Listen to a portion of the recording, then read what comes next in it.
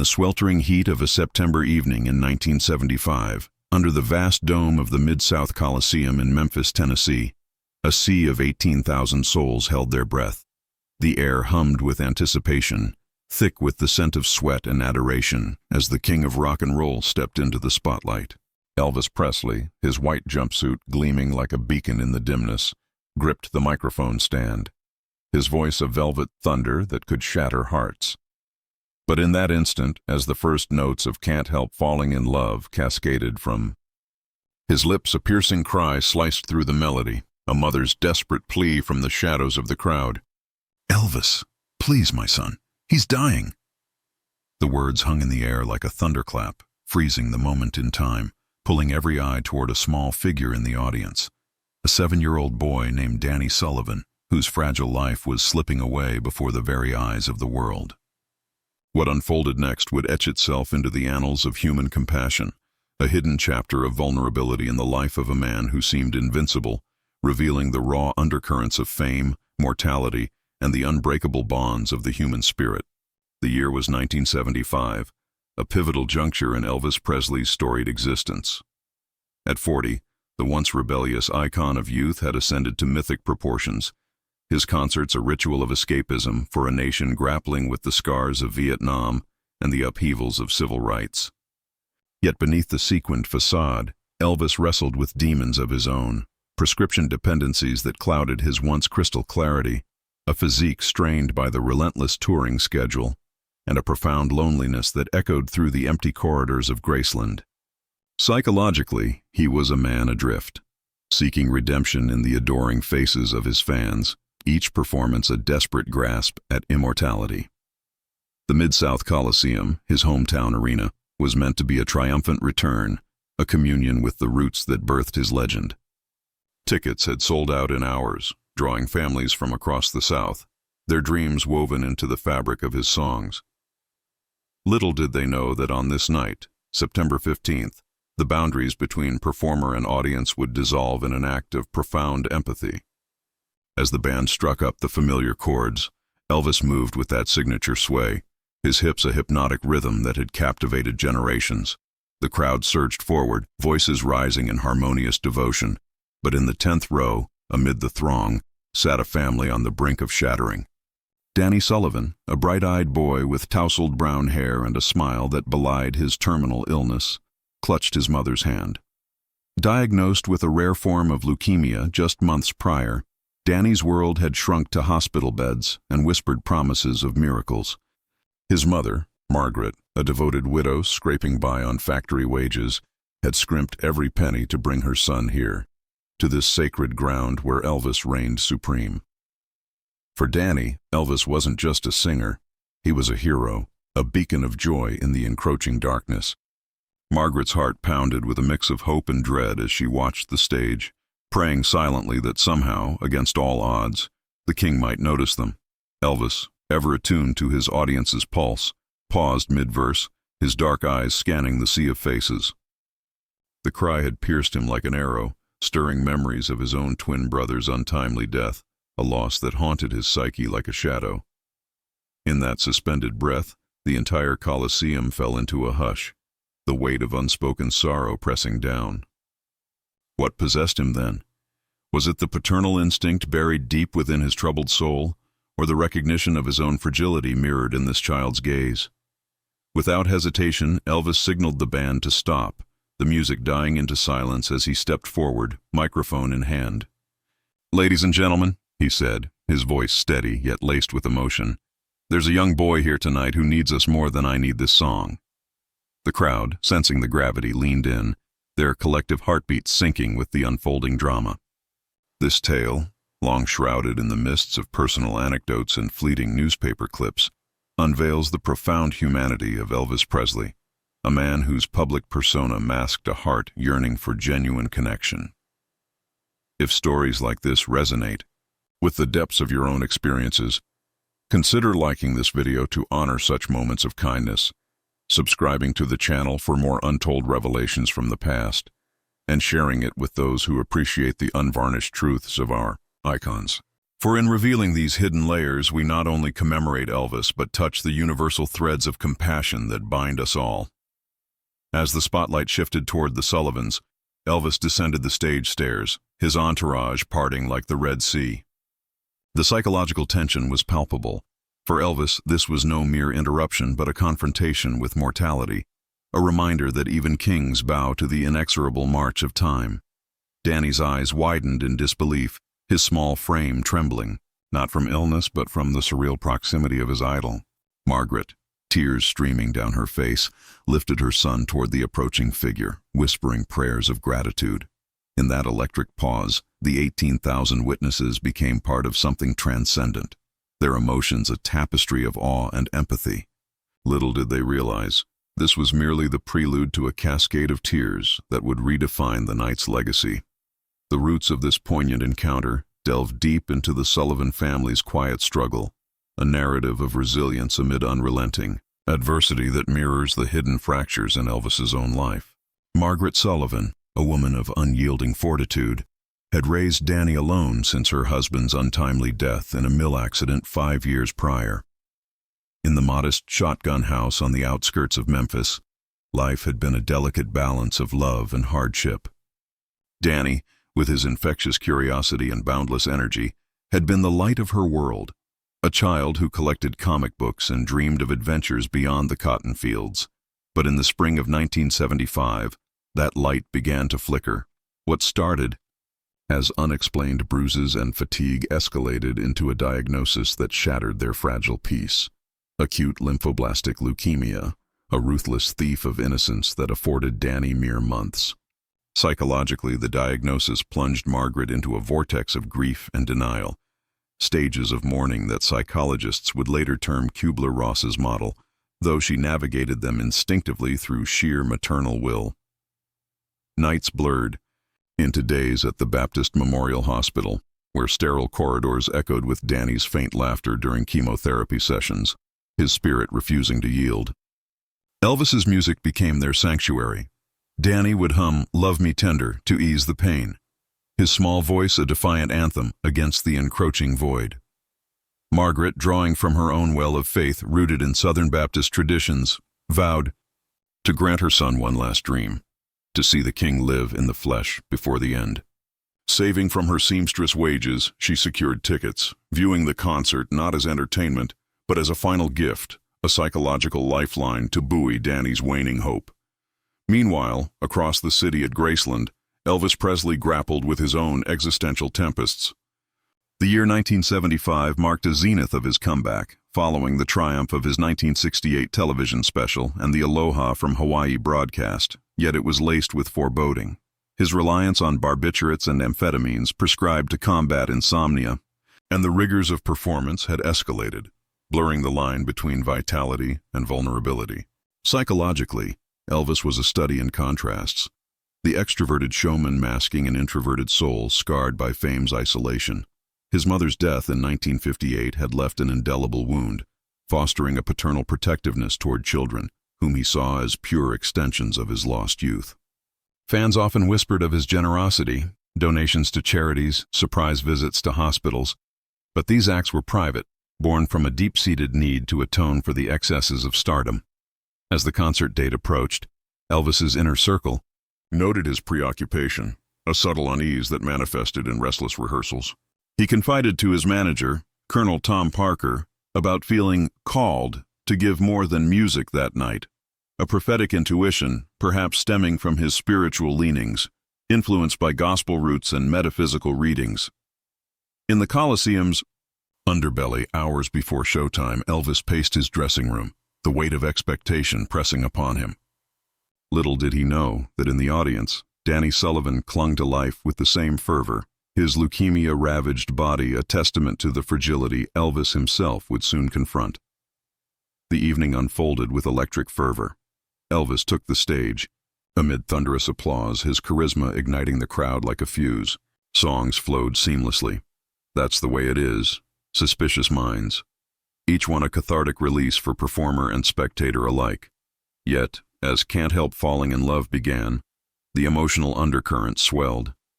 This ballad, with its themes, of inevitable surrender, resonated deeply with Elvis's psyche, evoking his own romantic entanglements and the inexorable pull of destiny. The audience, a microcosm of American dreams, deferred, swayed in unison, their vulnerabilities laid bare. Then came the cry. Margaret's voice, raw with desperation, cut through the harmony. "Elvis, please, my Danny. He's only 7 and he's dying." The words landed like a psychological bombshell, halting the song in its tracks. Elvis's face, illuminated by the spotlights, registered shock, then a profound tenderness. In that moment, the barriers of celebrity crumbled. He saw not a fan, but a reflection of his own mortality. Signaling the band to cease, he addressed the stunned multitude. "Hold on, folks. This is important." Descending into the crowd, his security detail forming a protective phalanx, Elvis navigated the aisle toward the Sullivans. The psychological shift was seismic for the audience, a transition from passive adoration to active witness. For Elvis, a dive into uncharted empathy. Danny, perched on his mother's lap, gazed up with eyes wide as saucers, his pale cheeks flushing with wonder. Margaret, sobbing uncontrollably, extended her arms, bridging the chasm between ordinary anguish and extraordinary grace. As Elvis knelt before them, the Colosseum held its collective breath, the air charged with unspoken prayers. This was no scripted interlude, but a raw intersection of souls, where Elvis's storied past converged with a child's fleeting future, setting the stage for an emotional reckoning that would leave indelible marks on all present. With the music silenced and the spotlight now a wandering beacon, the Mid-South Coliseum transformed into a theater of the soul, where 18,000 hearts beat in synchronized suspense. Elvis Presley, the embodiment of untamed energy, stood humbled before a 7-year-old boy whose life hung by a thread thinner than the strings of his guitar. Danny Sullivan's condition, exacerbated by the leukemia that had ravaged his bone marrow, left him frail and feverish, yet his spirit burned with the unquenchable fire of childhood wonder. Psychologically, this encounter tapped into Elvis's deepest reservoirs of compassion, evoking memories of his impoverished youth in Tupelo, where he too had known the sting of loss and the solace of simple dreams. As he approached, the crowd's murmurs faded into reverence, each person a silent participant in this unfolding miracle. Margaret Sullivan, her face etched with the lines of sleepless vigils, clutched Danny closer, her maternal instinct a fortress against despair.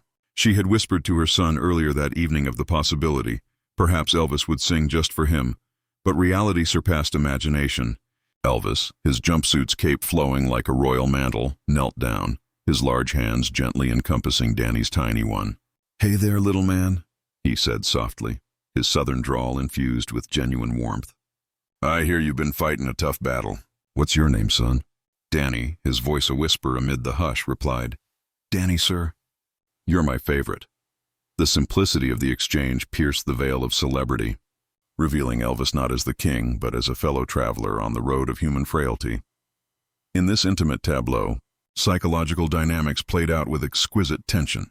For Danny, the meeting was a psychological anchor, a momentary escape from the terror of his illness, aligning with theories of play therapy where idols serve as transitional objects of comfort. His eyes, bright despite the pallor, locked onto Elvis's, drawing from the singer's storied resilience. Elvis, in turn, confronted his own shadows, the gnawing fear of irrelevance, the physical toll of his lifestyle that mirrored Danny's decline. He had lost loved ones to illness before. His mother's passing had instilled a lifelong aversion to hospitals. Yet here he was, bridging that gap. "You know, Danny," Elvis continued, his voice carrying over the speakers to the farthest seats, "I've sung for kings and queens, but tonight I'm singing for you. What's your favorite song?" The boy's response, "You gave me a mountain," a poignant choice given its themes of overwhelming burdens, stirred something profound in Elvis. That song, from his 1973 album, spoke to his own struggles with fate's cruel hand. Without pause, he rose, lifting Danny effortlessly into his arms, a gesture of paternal embrace that sent ripples of emotion through the arena. Security helped Margaret to the stage, where the family ascended amid a path cleared by awestruck fans. The psychological impact on the audience was collective catharsis. Whispers of "God bless them" echoed as strangers united in shared vulnerability. Elvis, holding Danny like a cherished relic, turned to the microphone. "Ladies and gentlemen, This brave young fella here's Danny Sullivan. He's taught me more in these few minutes than any stage ever could." As the band tentatively resumed, Elvis launched into "You Gave Me a Mountain," his voice cracking with unfeigned emotion. The lyrics, "Born in the heat of the desert, my mother died giving me life," resonated with his biography, but now infused with Danny's story, they became a lament for lost innocence. Danny, seated on a stool beside him, beamed, his small hand on Elvis's knee, while Margaret wept openly, her grief transmuted into gratitude. The crowd, initially stunned, began to sway, tears glistening under the lights, their psychological barriers dissolving in this act of vicarious healing. Yet, the depth of this moment extended beyond the immediate. Elvis, ever the performer, wove in personal anecdotes, sharing how music had saved him from despair, psychologically reinforcing Danny's fight. "Keep climbing that mountain, son," he urged, his eyes misty. For the boy, this was validation, a psychological boost against the abyss. As the song swelled to its crescendo, Elvis improvised, dedicating verses to Danny's courage, the arena alive with a symphony of sobs and applause. This was no mere concert halt. It was a psychological symphony, harmonizing fame's isolation with familial love, setting the emotional floodgates ajar for what was to come. As the final notes of "You Gave Me a Mountain" faded into the Colosseum's vast expanse, a profound silence enveloped the 18,000 souls, broken only by the soft sniffles and heaving breaths that signaled the onset of collective tears. Elvis Presley, still cradling the essence of Danny Sullivan's fragile hope on stage, turned to the boy with a gaze that bespoke volumes of unspoken understanding. Psychologically, this interlude had pierced the armor of performance, exposing Elvis's core vulnerabilities, the fear of legacy's impermanence, the ache for authentic connection amid the artifice of stardom. Danny, his leukemia a silent specter, looked up with eyes that held no judgment, only pure adoration, a mirror to the innocence Elvis longed to reclaim from his own tumultuous past. Margaret Sullivan, now positioned beside her son under the harsh glare of the spotlights, felt a surge of emotions she could scarcely name. Relief mingled with sorrow, all intertwined with the relentless march of her child's illness.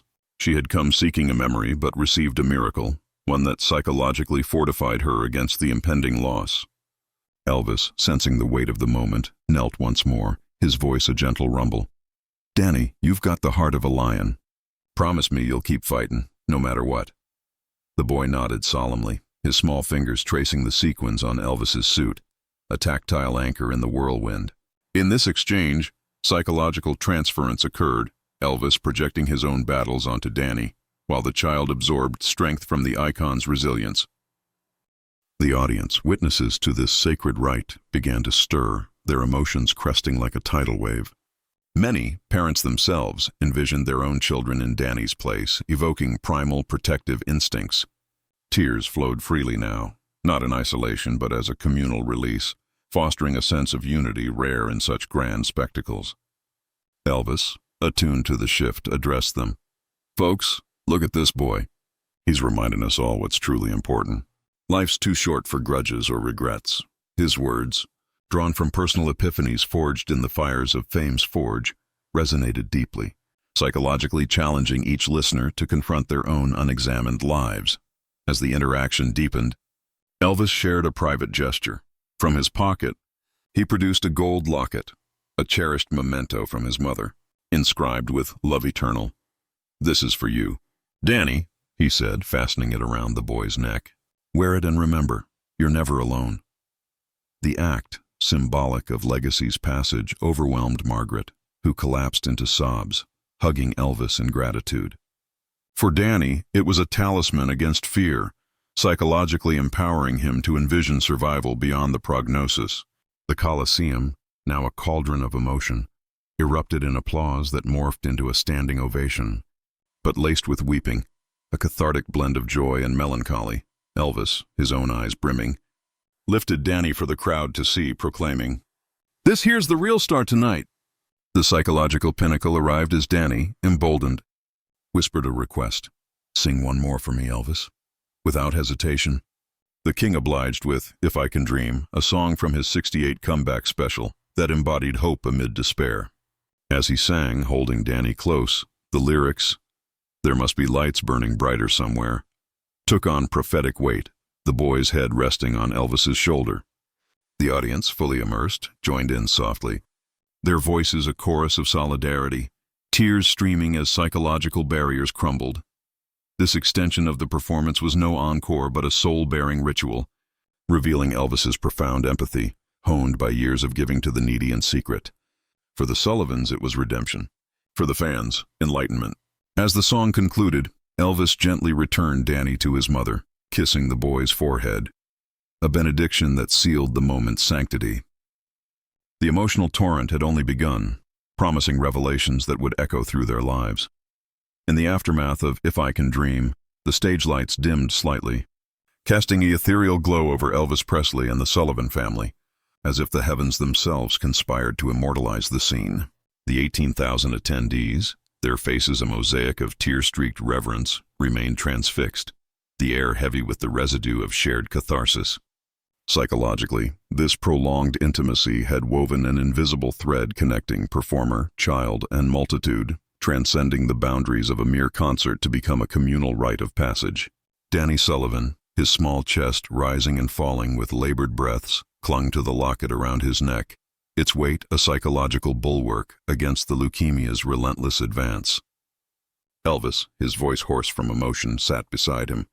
The king's aura softened into that of a storyteller imparting wisdom to a wide-eyed apprentice.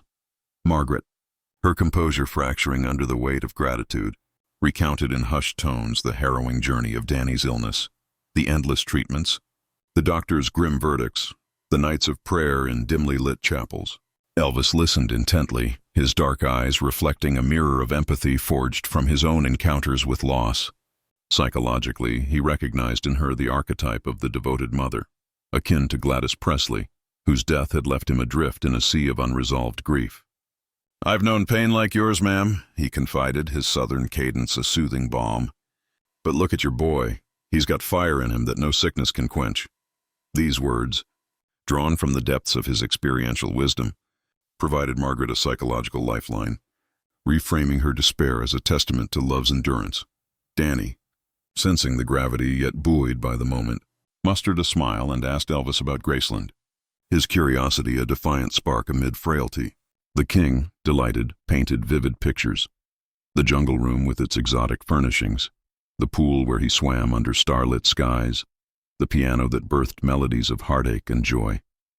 This narrative diversion served a psychological purpose, distracting from pain and instilling wonder, much like storytelling therapies used in pediatric care. The audience, privy via microphones hung on every detail, their imaginations ignited, tears flowing as they envisioned themselves in that opulent sanctuary. Elvis's vulnerability shone through. He admitted to bouts of loneliness there, revealing the psychological toll of isolation, a confession that humanized him further. As the exchange deepened, Elvis orchestrated an impromptu gift. He called for a guitar from the band, strumming softly a medley of Danny's favorites. The boy's eyes lit up, his body swaying weakly to the rhythm, a momentary victory over illness. Psychologically, music acted as a bridge, releasing endorphins that eased Danny's discomfort and fortified his spirit. Margaret, witnessing this, felt a profound shift, from anticipatory grief to a fleeting peace, knowing her son had touched greatness. The crowd, now openly weeping, applauded intermittently, their emotions a symphony of empathy, each tear a droplet in the ocean of human connection. Elvis then turned to the audience, his voice rising. "Danny's shown us tonight that true strength lies in the heart. Let's all send him our love." A wave of cheers and sobs ensued, the Colosseum vibrating with unified energy. For Elvis, this was redemption, assuaging his inner guilt over personal indulgences. Psychologically, it reaffirmed his purpose beyond entertainment. As he embraced the family one last time, promising private visits and support, the emotional crescendo peaked. Danny, exhausted yet radiant, waved to the crowd, eliciting a roar of affection that would linger in memories. This chapter of compassion, rich with psychological nuance, underscored Elvis's role as healer, his actions a balm for wounds both seen and unseen. The Sullivans descended the stage, forever altered, while the concert resumed with renewed depth, the night's magic indelibly marked. As the Sullivan family retreated into the crowd's embrace, the Mid-South Coliseum pulsed with an undercurrent of profound transformation. The 18,000 witnesses forever changed by the raw humanity unveiled on stage. Elvis Presley, resuming his set with a voice laced with lingering emotion, poured his soul into each subsequent song, as if channeling the evening's revelations into artistic transcendence. Psychologically, the interruption had served as a catalyst, stripping away the veneer of routine performance to expose the existential core of his craft. For Danny Sullivan, back in his seat with the locket gleaming against his chest, the encounter lingered like a dream made tangible, a psychological fortress against the leukemia's siege. His mother, Margaret, held him close, her tears now mingled with a quiet resolve, the memory a beacon in the gathering storm of loss. The concert's second half unfolded with heightened intensity. Burning love, hound dog, but infused with a somber reverence. The audience's applause tempered by sniffles and embraces among strangers. Many recounted later how the event shattered their perceptions of celebrity, revealing Elvis not as an untouchable deity but as a man capable of profound empathy, psychologically bridging the gulf between idol and everyman. Reports from that night, pieced together from eyewitness accounts and fragmented press clippings, describe waves of tears sweeping the arena, a collective mourning for innocence lost and compassion found. Elvis himself, in the wings during a brief break, confided to aides about the boy's impact, his own eyes red-rimmed, confronting the fragility he had long evaded through excess. In the days following September 15, 1975, the story rippled outward, a hidden gem amid Elvis's prolific touring schedule. Margaret received anonymous donations funneled through Elvis's organization, easing financial burdens and funding experimental treatments, acts of quiet generosity that echoed his lifelong philanthropy, psychologically driven by a need to balance fame's scales. Danny, bolstered by the encounter, endured additional rounds of therapy, his spirit fortified, though the illness's grip remained unyielding. Tragically, he passed mere weeks later, but not before a private visit from Elvis at the hospital, where the king sang bedside lullabies, sealing their bond in eternity. Margaret, in interviews years hence, spoke of that night as a divine intervention, psychologically sustaining her through widowhood and grief. For Elvis, the episode lingered as a poignant milestone, a reminder amid his declining health that true legacy lay in moments of kindness, not accolades. Psychologically, it intensified his spiritual quests, leading to deeper gospel performances in subsequent shows. The audience members dispersing into the Memphis night carried the emotional residue home, parents hugging children tighter, fans penning letters of thanks, fostering a ripple of goodwill. This untold story, resurfacing through oral histories and rare photographs, illuminates the man behind the myth, a soul wrestling with demons yet capable of angelic deeds. In retrospect, the evening stands as a testament to the human condition's depths, how one child's plight can unite thousands in tears, revealing the psychological threads of empathy that bind us. Elvis Presley's halt of the concert for Danny Sullivan was no anomaly but a culmination of his compassionate core, leaving an indelible mark on rock and roll's tapestry. As the final curtain fell on that fateful night, the Coliseum emptied not with exhaustion, but with hearts fuller, souls touched by a revelation of grace amid sorrow. This hidden chapter endures, a beacon for generations, reminding us that even in the shadow of mortality, acts of love can illuminate the darkest stages.